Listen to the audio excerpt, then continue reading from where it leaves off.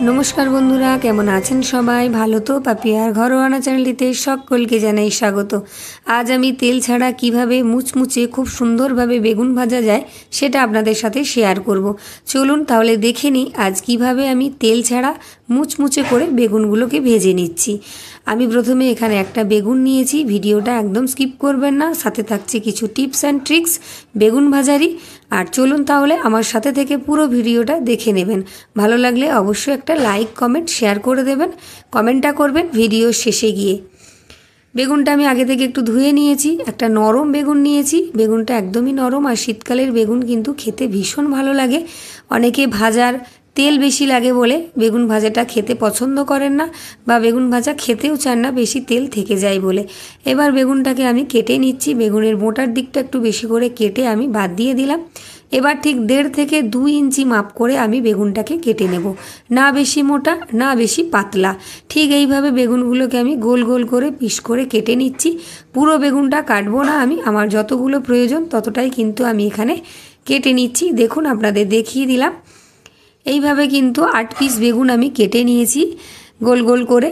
এবার বেগুনগুলোকে আমি একটা বাটির মধ্যে তুলে নিচ্ছি।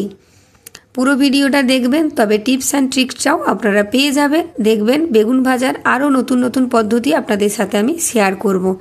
একটা বাটির মধ্যে নিয়ে নিলাম বেগুনের টুকরোগুলো। এবার এই বেগুনের মধ্যে আমি দিয়ে দিচ্ছি অল্প পরিমাণ নুন, পরিমাণ মতো নুন আপনারাও দিয়ে দেবেন। দিয়ে দিচ্ছি আমি এখানে 1/2 টেবিল চামচ মাপের নুন, দিয়ে দিচ্ছি আমি 1 চা চামচ মাপের হলুদ গুঁড়ো, আর এখানে দিয়ে দেব আমি 1/2 চা চামচ পরিমাণের লঙ্কার গুঁড়ো।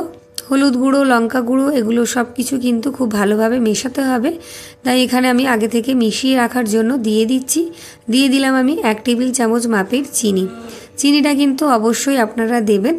এবার সব কিছুকে কিন্তু বেগুনের সাথে খুব ভালো করে মেখে নিতে হবে। এইভাবে মেখে কিন্তু মিনিট 10 আমি ঢাকা দিয়ে রেখে দেব, প্রত্যেকটা বেগুনের গায়ে যেন খুব ভালোভাবে এই মশলাগুলো সুন্দর করে মাখা থাকে, মাখা হয়ে যায়। সেইভাবেই আপনারা একটু মেখে নেবেন। আর এই মশলা বেগুন, এটা কিন্তু আজকে আমি মশলা বেগুন ভাজি, মুচমুচে মশলা বেগুন ভাজা আপনাদের সাথে শেয়ার করছি। অনেক রকম মশলা দিয়ে কিন্তু মুচমুচে করে আপনাদের সাথে ভেজে দেখাচ্ছি যে তেল ছাড়া কত সুন্দরভাবে ভাজা যাবে। যারা ইউটিউব থেকে ভিডিওটা দেখছেন, ভালো যদি লাগে তাহলে চ্যানেলটি সাবস্ক্রাইব করে পাশে থাকা বেল আইকনটি প্রেস করে অল করে রাখবেন এরকম নতুন নতুন ভিডিও দেখার জন্য। সব কিছু এখানে মাখানো হয়ে গেছে। এবার এটাকে আমি ঢাকা দিয়ে রেখে দিচ্ছি 10 মিনিটের জন্য। চলুন এটাকে সরিয়ে রেখে দিলাম। এবার আমি একটা জায়গা নিয়ে নিয়েছি, এর মধ্যে আমি দিয়ে দেব 2 টেবিল চামচ মাপের বেসন। 2 টেবিল চামচ মাপের এখানে বেসন দিয়ে দিচ্ছি, আপনারা আপনাদের বেগুনের পরিমাণ অনুযায়ী বেসনটা দিয়ে নেবেন। আর দিয়ে দিচ্ছি আমি 2 টেবিল চামচ মাপের ব্রেড ক্রাম্বস বা বিস্কুটের গুঁড়ো, এখানে আপনারা চালের গুঁড়ো ব্যবহার করতে পারেন। দিয়ে দিচ্ছি আমি অল্প পরিমাণ নুন। এখানে মনে রাখতে হবে যে বেগুনগুলো কিন্তু আমি নুন দিয়ে মাখিয়ে রেখেছি, তাই অল্প পরিমাণ নুন দিলাম। আর একদমই অল্প পরিমাণ হলুদ গুঁড়ো দিলাম। দিয়ে দিচ্ছি আমি অল্প পরিমাণ ঝাল লঙ্কার গুঁড়ো, দিয়ে দিচ্ছি আমি অল্প পরিমাণ জিরের গুঁড়ো। এই মশলাগুলো দিয়েই ভাজবো, তাই আজকে আমি বেগুন ভাজাটার নাম দিয়েছি মুচমুচে মশলা বেগুন ভাজা। তেল ছাড়া মুচমুচে মশলা বেগুন ভাজাটা যে কতটা সুন্দর হবে সেটা পুরো ভিডিও দেখতেই আপনারা বুঝতে পারবেন। খুব ভালো করে সব কিছুকে মিশিয়ে ট্রের মধ্যে এইভাবে আমি একটু ছড়িয়ে দিলাম বা মেলে দিলাম। মেলে দিলে বেগুনগুলোর গায়ে মাখাতে সুবিধে হবে, তাই এইভাবে সুন্দর করে একটু মেলে দিলাম। এবার দেখুন আমি যে বেগুনগুলো মাখিয়ে রেখেছিলাম নুন হলুদ লঙ্কার গুঁড়ো চিনি, সেটা এখন আমি ঢাকা খুলে নিলাম। দেখুন বেগুনটা থেকে কিন্তু জল ছাড়তে শুরু করেছে। আর এতক্ষণ মাখিয়ে রাখার জন্য বেগুনটা কিন্তু অনেকটাই নরম হয়ে গেছে। দেখুন বেগুনগুলো কিন্তু অনেকটাই নরম হয়ে গেছে। এবার আমি এই গুঁড়ো মশলা যেটা রেডি করে রেখেছি বেসন বিস্কুটের গুঁড়ো, সেগুলোর মধ্যে এক এক করে বেগুনের টুকরোগুলো দিয়ে নিলাম। দিয়ে এই মশলাটাকে ভালো করে একটু চেপে চেপে মাখিয়ে নিচ্ছি। আর চারিদিকটা এইভাবে একটু বুলিয়ে নিচ্ছি যাতে পুরোটাতেই এই বেসন বিস্কুটের গুঁড়োর মশলার যে মিশ্রণটা সেটা ভালোভাবে লেগে যায়। এইভাবে একটু ভালো করে চেপে চেপে মেখে একটু ঝেড়ে তুলে নিতে হবে। একটা আমার রেডি হয়ে গেছে, পাত্রে তুলে নিলাম। এবার আরও একটা নিয়ে নিচ্ছি, আরও একটা নিয়ে এর মধ্যে আমি এই মিশ্রণটাকে মাখিয়ে নেব। একটু চেপে চেপে মেখে নেওয়ার চেষ্টা করবেন, বেগুনটা নরম হয়ে গেছে। আর চেপে আস্তে মানে একটু আস্তে করে চাপলেই কিন্তু এর মধ্যে আটকে যাবে, ঝরে পড়ার কোনো সম্ভাবনা থাকবে না। আর বেগুন ভাজার অনেকগুলো টিপস আপনাদেরকে দেব, আপনারা দেখতে থাকুন। যখন আপনারা বেগুন ভাজবেন বাড়িতে, অনেকেই একটু তেল বেশি লাগে বলে বেশি বেগুন ভাজা খেতে চান না, কিন্তু শীতকালে বেগুন ভাজা খেতে কিন্তু ভীষণ ভালো লাগে। গরম ভাতের সাথে কিন্তু বেগুন ভাজা ডাল থাকলে আর কিছু লাগে না।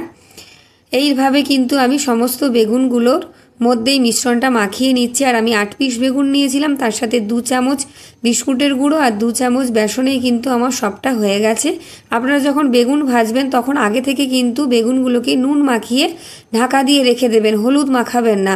তারপর যখন ভাজবেন কড়াইতে তেল খুব ভালোভাবে গরম করে বেগুনের যে খোসার দিকটা আছে বা পিঠটা, সেটা দিয়ে গ্যাসটাকে একদম কমিয়ে ঢাকা দিয়ে দেবেন। 2-3 মিনিট ঢাকা দেওয়ার পর ভাজবেন, দেখবেন কড়াইয়ের তেল কড়াইতেই রয়ে গেছে। আরও একটা টিপস আমি বলে দেব, চলুন। একটা টিপস দিলাম আমি, আরও একটা টিপস আপনাদের দিয়ে দেবো। এখানে কিন্তু বেগুনগুলো সব আমার মিশ্রণ মাখানো হয়ে গেছে, রেডি হয়ে গেছে। এবার এগুলোকে আমি কিন্তু ভেজে নেব।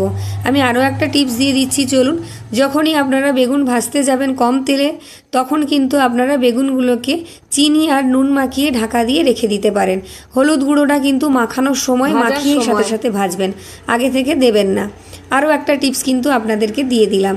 এবার আমি কিছুটা সাদা তিল ওপর থেকে দিয়ে দিলাম, কারণ এই তিলটার জন্য আরও একটু মুচমুচে হবে আর খেতেও ভালো লাগবে, দেখতেও ভীষণ সুন্দর লাগবে। ওপর থেকে তিলগুলো দিয়েও একটু একটু করে চেপে দিচ্ছি, যেহেতু বেগুন থেকে জল ছাড়তে শুরু করেছে, নরম হয়ে গেছে, তাই একটু দিয়ে চেপে দিলেই কিন্তু এর মধ্যে বসে যাবে। দেখুন সব কিছু কিন্তু বসে গেছে। এবার এগুলোকে আমি ভেজে নেব, চলুন। প্যান বসিয়ে দিয়েছি, এবার প্যানের ওপরে আমি একটু সর্ষের তেল ব্রাশ করে নেব, একদম হালকা, নামমাত্র, না দেওয়ার মতোই কিন্তু দেখতে পাচ্ছেন। পুরো প্যানটাতে কিন্তু এইভাবে ব্রাশ করে নিচ্ছি। যারা ফেসবুক থেকে আমার ভিডিওটা দেখছেন, ভিডিওটা ভালো লাগলে পেজটি ফলো করে দেবেন। এবার আমি যে দিকটা তিল দেওয়া আছে সেদিকটা ওপরের দিক রাখছি, আর অপর পিঠটাতে কিন্তু তিল দিইনি, এক পিঠেই তিল দিয়েছি। আপনারা চাইলে 2 পিঠেও তিল দিয়ে দিতে পারেন। ঝরে যাওয়ার ভয়তে আমি দুদিকটা দিলাম না, আপনারা চাইলে দুদিকেই তিল দিয়ে দিতে পারেন। এবার আমি 2 থেকে 3 মিনিট এটাকে ঢেকে রেখে দেব। 2 থেকে 3 মিনিট পর আপনাদের ফিরে আসছি, দেখিয়ে দিচ্ছি যে এক পিঠটা কত সুন্দরভাবে ভাজা হয়ে যাবে। ঢাকনাটা খুলে নিলাম আমি, 2 থেকে 3 মিনিট পর ফিরে এসেছি। এবার দেখুন আমি উল্টে নিচ্ছি। প্যানে কিন্তু একটুও তেল নেই, আপনারা দেখেই বুঝতে পারছেন। সব কটা বেগুনের টুকরোগুলোকে আমি এইভাবে উল্টে দিচ্ছি। এবার উল্টে আরও কিছুক্ষণ আমি ঢাকা দিয়ে রেখে দেব। আরও 2 থেকে 3 মিনিট আমি ঢাকা দিয়ে রেখে দিচ্ছি। 3 মিনিট পর আবার ফিরে এলাম। আবার অপর পিঠটা দেখুন আমি উল্টে দিচ্ছি। এইভাবে ঢাকা দিয়ে দিয়ে ভাজতে থাকলে কিন্তু বেগুনগুলো মুচমুচে হবে, যেহেতু বেসন, বিস্কুটের গুঁড়ো, তিল দেওয়া আছে আর মশলা দেওয়া আছে। এই বেগুনটা কিন্তু বেশ ঝালঝাল হবে আর মুচমুচে হবে, ভীষণ সুন্দর লাগবে খেতে। অপর পিঠটা উল্টে দিয়ে আমি হালকা তেল ব্রাশ করে দিচ্ছি, সর্ষের তেলই দিচ্ছি। এইভাবে ভাজলে কিন্তু 1 চামচ তেলও আপনাদের লাগবে না। যেদিকটা তেল ব্রাশ করলাম সেদিকটা আবারও উল্টে দিচ্ছি। উল্টে পাল্টে এইভাবে ভেজে নেবেন। গ্যাসটাকে মিডিয়ামে রেখে, গ্যাসটাকে একদম কমাইনি, হাই হিটেও রাখিনি, মিডিয়ামে রেখে আমি ভেজে নিচ্ছি।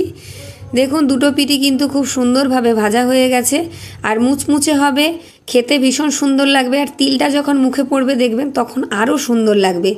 এখানে 5 পিস বেগুন আমার কিন্তু ভেজে রেডি করা হয়ে গেছে, এগুলোকে আমি তুলে নিচ্ছি প্লেটে।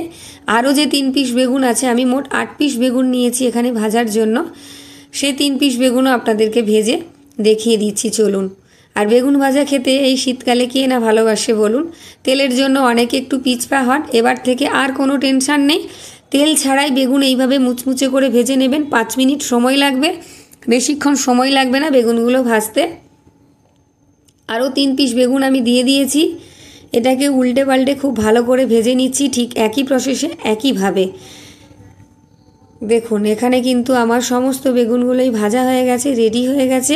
এইভাবে আপনারাও বানিয়ে ফেলুন। ভিডিওটা যারা এতক্ষণ দেখলেন তাদেরকে অসংখ্য অসংখ্য ধন্যবাদ। ভালো থাকবেন, সুস্থ থাকবেন। আবার দেখা হচ্ছে অন্য কোনো নতুন একটা ভিডিও নিয়ে। ততক্ষণ আমার পাশে থাকুন, সাথে থাকুন, পাপিয়ার ঘর রান্নার ভিডিওগুলো দেখতে থাকুন। আর ভিডিওটা অবশ্যই ভালো লাগলে চ্যানেলটি সাবস্ক্রাইব করে রাখবেন।